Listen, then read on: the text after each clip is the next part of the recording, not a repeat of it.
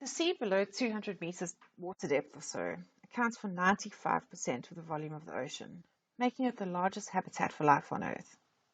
Although it's generally quite dark and subject to extreme pressures down there, the deep sea contains a wealth of unique and unusual species and ecosystems. It also contains a wealth of mineral resources, though, sometimes in unique or highly enriched concentrations compared to their terrestrial equivalents. Attempts to recover these resources during the 1970s and 1980s were often impaired by legal uncertainties and technical constraints, along with metal prices that simply didn't justify the investments that were required. Today, the legal uncertainties have largely been resolved. Marine mining and environmental monitoring technology has advanced rapidly. But while this technological and commercial, these challenges are being met, still little is known about the environmental implications of activities in this space. The very deepest parts of the world's ocean, which lie beyond national jurisdiction and occupy about 60% of the sea space in total, feature these really rich mineral concentrations.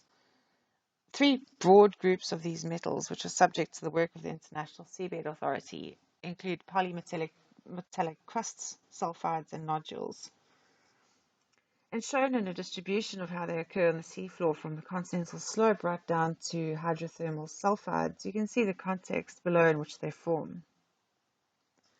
During the 19th century or so, there was a strong interest in determining what forms of life existed in the ocean's deepest reaches.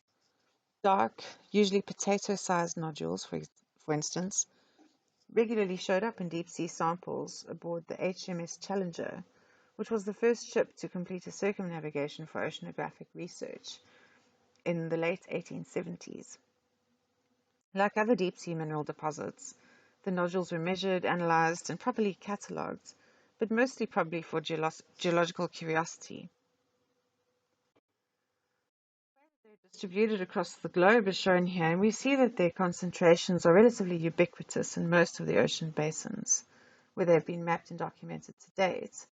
And they have a very strong or clear tectonic association. So again, you can see the three mineral groups which are shown in different colors, which are the polymetallic crusts, nodules, and sulfides, in a context of styles of plates boundaries like divergent, convergent, or transform boundaries. Deep sea extraction technologies are being developed at the moment and are almost at the point where a lengthy process of exploration of seabed minerals can soon give way to exploitation. While this is ongoing, there is a lot of marine scientific research happening in parallel, both in international waters and also domestically at coastal nations. Japan was quite recently, in 2017, the first country to successfully mine its seabed at a very deep depth of 1,600 meters. Other areas of current interest occur off the coast of Papua New Guinea, although this was quite a controversial project in the end. Most of the current exploration contracts allow companies within the 200-mile exclusive economic zone of a nation to basically test whatever they wish. But most of the marine deposits and minerals which are prized by world markets are found beyond these exclusive economic zones, on the seabed of the high seas. I think this is a pretty interesting figure, showing the widespread growth of battery-driven technologies such as smartphones and computers, but also wind turbines and solar panels, and the changing demand compared to what we've known. This comes at a time as well when the world's sort of classic resources start to deplete in land-based deposits, including copper, nickel, aluminium, manganese, zinc, lithium, cobalt, etc. I think it's quite a nice overview of this sort of change in supply and demand and availability, really, and which elements are required to make cell phones too, surprisingly lots.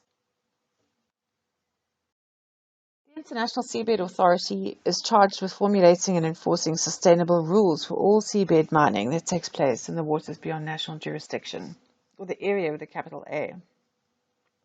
These environmental regulations and enforcement protocols are currently being written by its member states.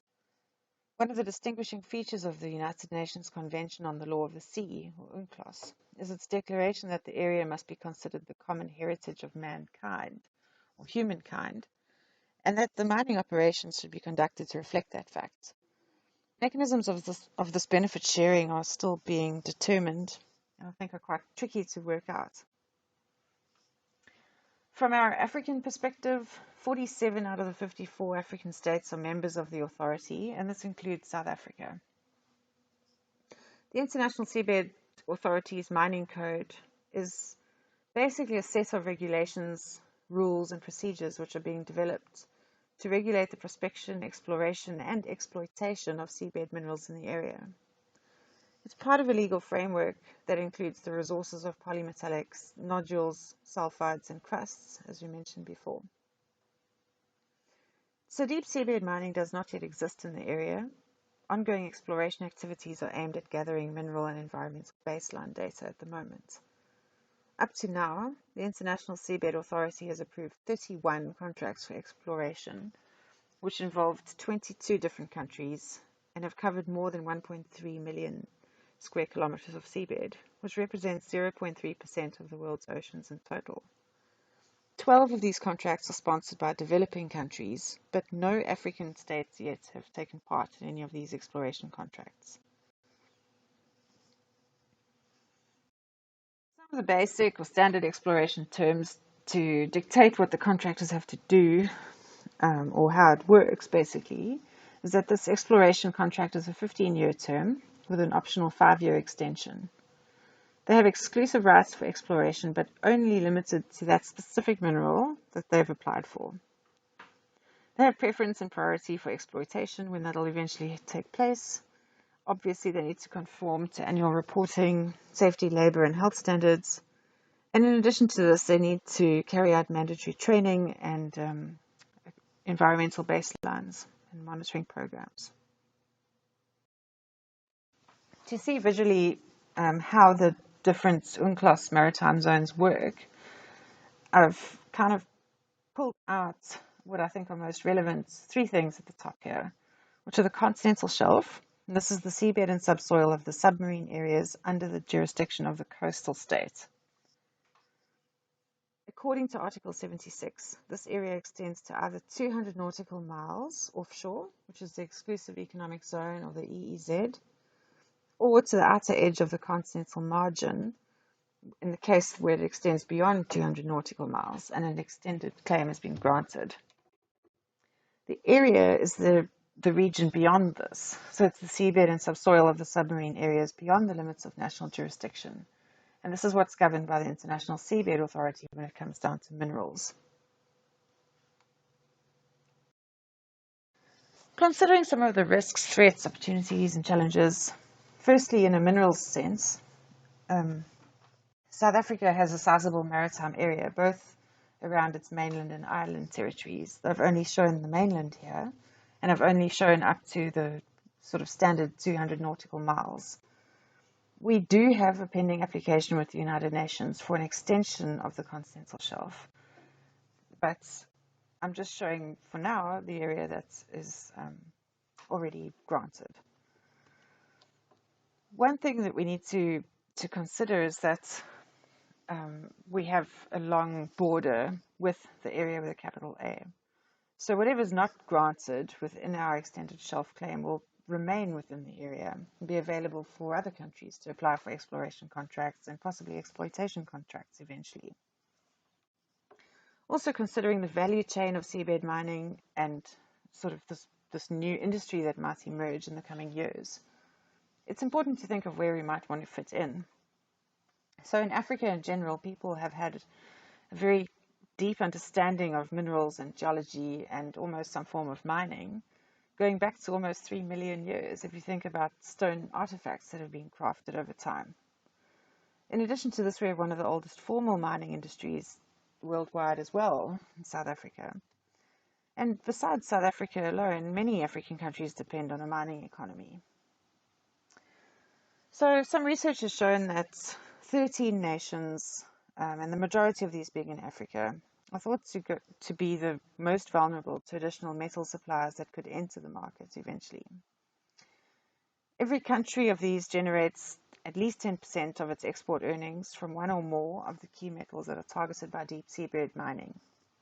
And these are copper, cobalt, nickel, and manganese. A report that I read identified Zambia, the DRC, Eritrea, Chile, Laos, People's Democratic Republic, Mongolia, and Peru as vulnerable to a market influx of offshore copper supplies. And copper, of course, plays an important role in renewables due to its ability to conduct electricity and heat. Almost all cobalt as well, which is used in batteries, is a byproduct of copper production, so it could affect both of these minerals in these various countries. The economies of Madagascar and Zimbabwe will likely be affected by new supplies of nickel, which is expected to play a key role in electric vehicles and high-capacity batteries. Gabon could be affected by new manganese supplies, and South Africa as well, if you look at this graph on the right. And these are used, of course, in the production of high-grade steel. Mauritania, Namibia, and Papua New Guinea are at risk, potentially, because of the cumulative effect of all of the specified metals. So deep seabed mining may be viable only if the commodity price is high enough as a result of increasing demand, because offshore production costs are always likely to be greater than a well-resourced and efficient on-land mine. Lastly, looking at broader challenges of biodiversity and sustainability, researchers are only really learning now, or of course it's been an ongoing process, but how deep seabed mining could affect benthic organisms. For this reason, many organizations are calling for a moratorium on deep seabed mining until environmental impacts are better understood. But either way, it's widely acknowledged that more scientific research is absolutely necessary to be better informed through this process of developing a mining code. Sediment plumes are considered to be the greatest ecological threat posed by deep seabed mining, appearing to cause lasting damage to microbial life.